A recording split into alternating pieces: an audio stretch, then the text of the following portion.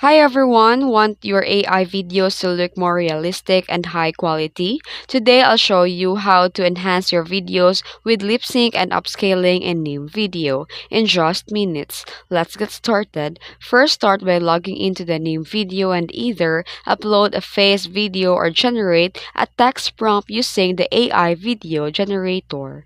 Then here, you can also add a voice, record audio or lip sync to work. You'll need an audio track, upload a voiceover or AI generated narration, or record your voice directly in Nim. And now head to the lip sync tab. Click the enable lip sync and select a video and audio you want to sync. The Nim video will automatically analyze the audio and adjust the mouth movements to match. Then, if you want a 4K visuals, you can edit the upscaling, then export the settings and turn on the video upscaling and choose a resolution. Then the Nim.video will enhance the quality using AI.